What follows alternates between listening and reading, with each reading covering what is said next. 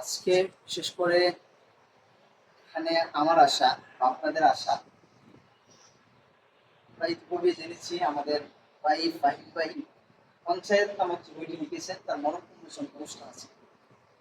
এই পঞ্চায়েত বই আমি যদি বলি তাহলে কাগজের প্রথম সন্তানের প্রথম পিতা আমার ভাই ফাহিমের হাতের লেখা পঞ্চায়েত।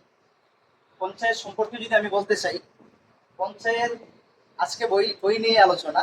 পঞ্চায়েত কাকে বলে, এই বইটা আমাদের জন্য কতটুকু প্রয়োজন।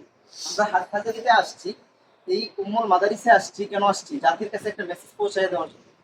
জাতির পঞ্চায়েতকে ঠিক করার জন্য। পঞ্চায়েত একটা বা একটা গ্রামে মিলে একটা পঞ্চায়েত হয়, গ্রাম যদি বড় হয় একটা গ্রামে একটা পঞ্চায়েত হয়, এটা আমাদের এদিকে এখনো আছে, পূর্বে আমার আগে আমার ভাই বলে গিয়েছি। তো এই পঞ্চায়েতকে ঠিক করতে হলে সহিশুদ্ধভাবে ইসলামের উপর কিভাবে পঞ্চায়েত আসবে, আপনার এলাকা আপনাকে আপনার বাবা মা আত্মীয় স্বজন সবাই উম্মুল মাদারিসে দিয়েছেন কেন? পঞ্চায়েত ঠিক করার জন্য। আপনার কোরআনেই তো আছে, ফালাউলা নাফারা মিন কুল্লি ফিরকাতিন মিনহুম তাইফাতুন লিয়াতাফাক্কাহু ফিদ্দিন ওয়া লিয়ুনযিরু কওমাহুম। লিয়ুনযিরু শব্দ আছে এখানে, যেন কওমের মধ্যে ফিরে গিয়ে ভয় দেখাইতে পারে। এই পঞ্চায়েত কিভাবে, কম মানে কি পঞ্চায়েত, পঞ্চায়েতে গিয়ে আপনি কিভাবে পঞ্চায়েতকে ঠিক করবেন, এই মেসেজগুলো আমার ভাই এই কিতাবের মধ্যে দিয়ে দিয়েছেন। এই কিতাবটা আমাদের জন্য অত্যন্ত খুবই খুবই জরুরি। এই জন্য আমরা বইটা আমাদের সংগ্রহে রাখবো ইনশাআল্লাহ। আর বিশেষ করে ফাহিম ভাই সম্পর্কে যদি বলি, আমি এই বয়সে বা আমরা বলি হাটহাজারিতে আমাদের দাওরা হাদিসের 3000 ছাত্র ভাই আছি আমরা।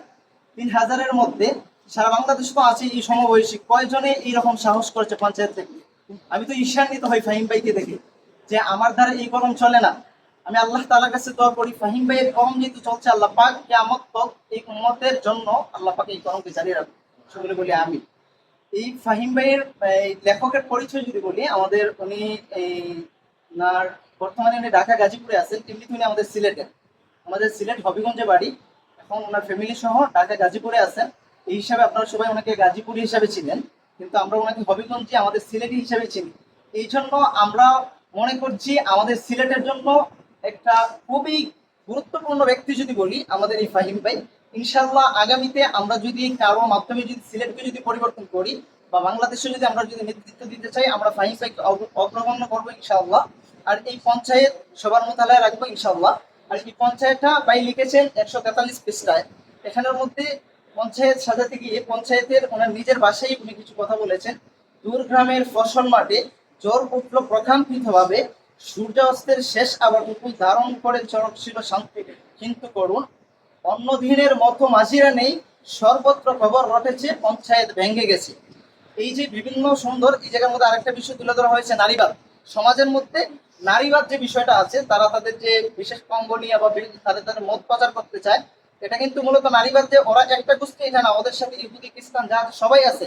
আমি তো এই জন্য আরো বেশি ঈর্ষান্বিত হয়েছি, ভাই ভাই প্রথম কিতাব লেখছে তো লেখছে ইহুদি খ্রিস্টান বড় একটা দলের বিরুদ্ধে লিখে ফেলছে। এখানে ওদের নারীবাদকে কঠোরভাবে রহিত করা হয়েছে। এই জন্য ভাইয়ের দোয়া, দোয়া তো দিলের ভিতর থেকে আসে, ভাইয়ের জন্য তো দোয়া অবশ্যই আছে। আপনারা দোয়া করবেন লেখকের হায়াতে কলমে আল্লাহ পাক বারাকাত দান করুন।